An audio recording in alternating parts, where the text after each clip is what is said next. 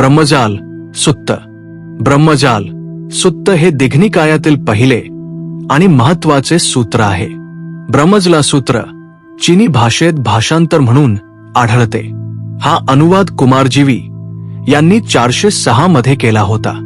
बुद्धपूर्व भारतीय धार्मिक आणि सामाजिक परिस्थितीचे उत्तम चित्र येथे पाहायला मिळते. विशेषत त्या काळी भारतीय वातावरणात सर्वत्र पसरलेल्या त्या धार्मिक चिकित्सेचे चांगले विश्लेषण आणि त्याचे टोक इथे आढळते. ब्रह्मजाल सुत्त म्हणजे श्रेष्ठ ब्रह्म शिकवणीच्या रूपात सर्वोत्तम बुद्धपदेश.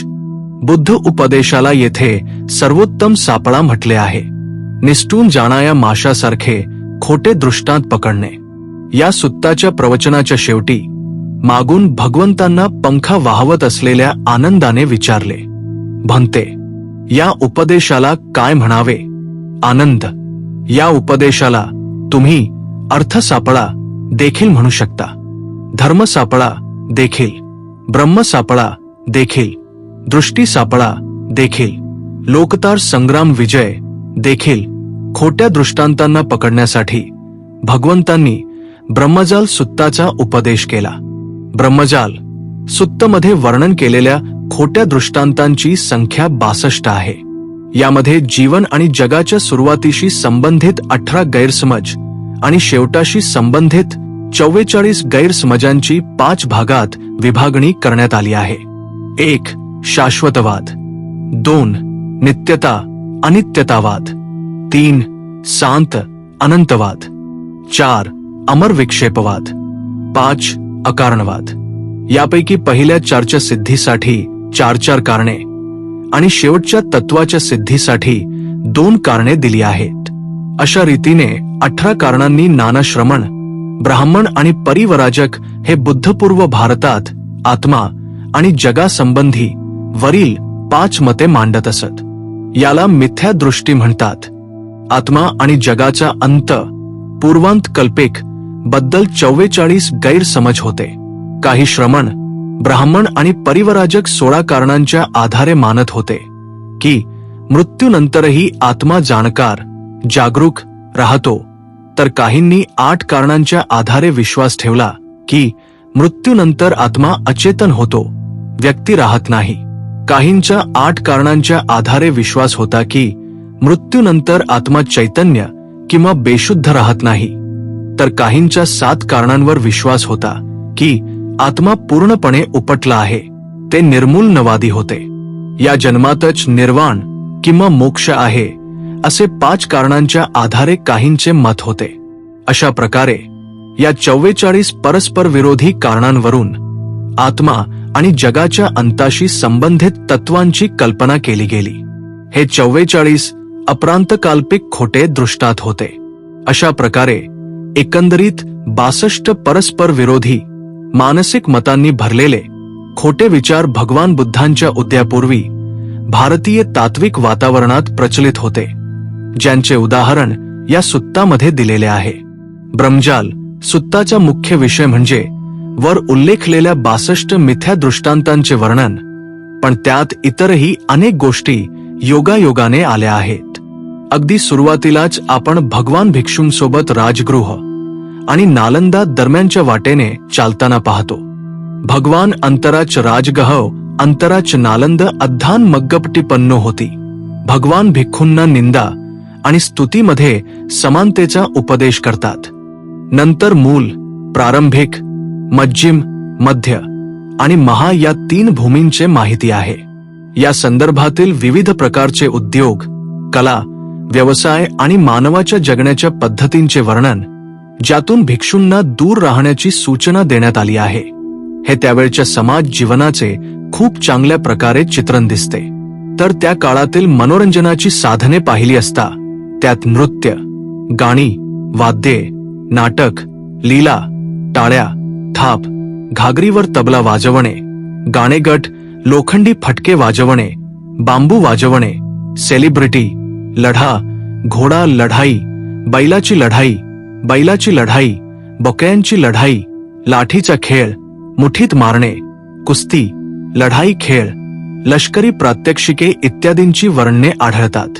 मानवाच्या उपभोगाची साधने पाहिली तर लांबलचक पलंग, मोठमोठ्या कापसाने भरलेल्या व त्या रंगवलेल्या आसने, सिंह, वाघ इत्यादींची चित्रे असलेली मुद्रा, झालरदार मुद्रा, आरसे, अंजन, माळा, तोंडाची भुकटी यांचा तपशील, पावडर, तोंडाचा लेप, हातातील दागिने, काठी, तलवार, छत्री, सुंदर जोडा, टोपी, रत्न, चावर इत्यादींचे वर्णन केले आहे.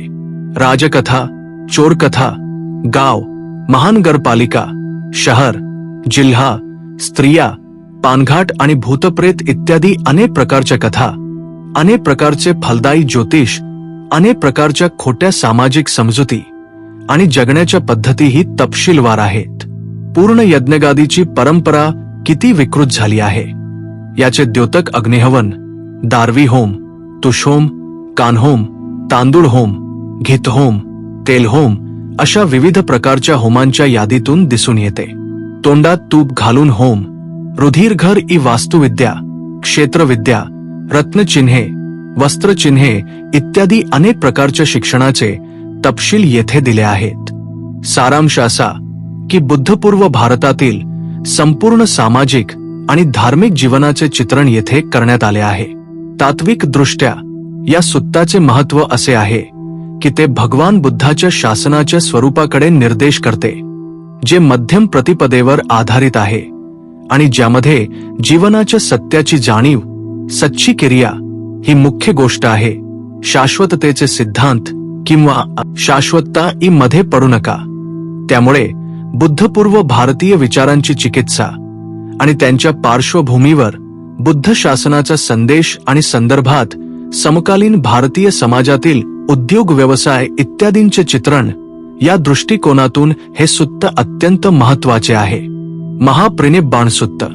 महाप्रिनिब्बाण सुत्त हे दिघानिकायातील सर्वात महत्वाचे सुत्त आहे.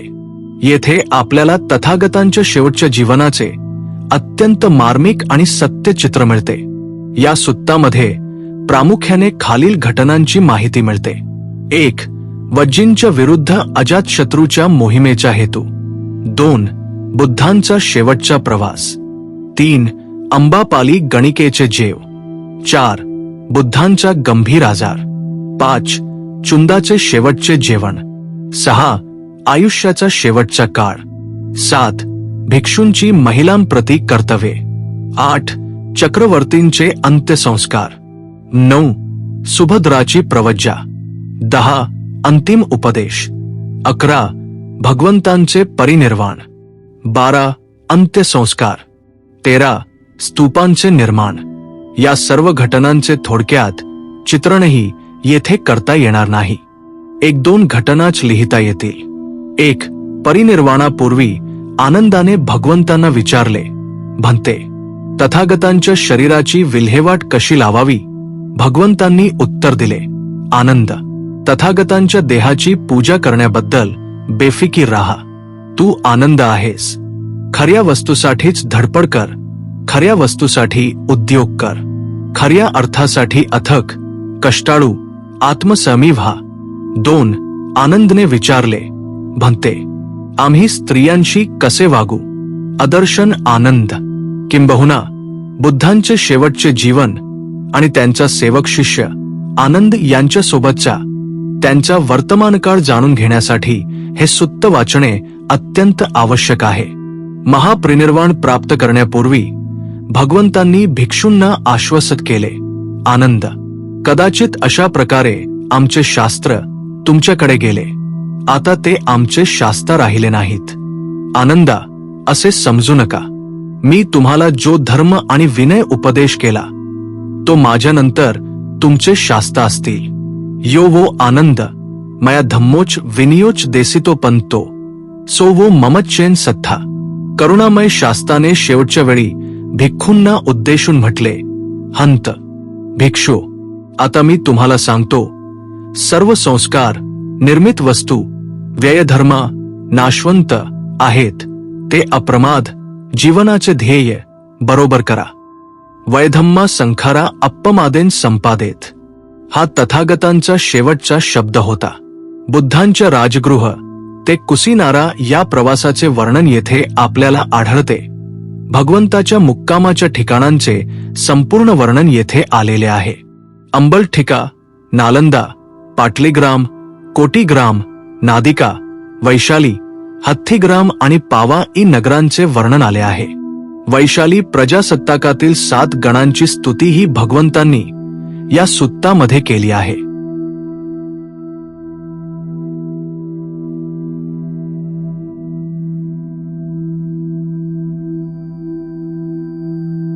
भवतु सब्ब मंगल. साधु साधु साधु.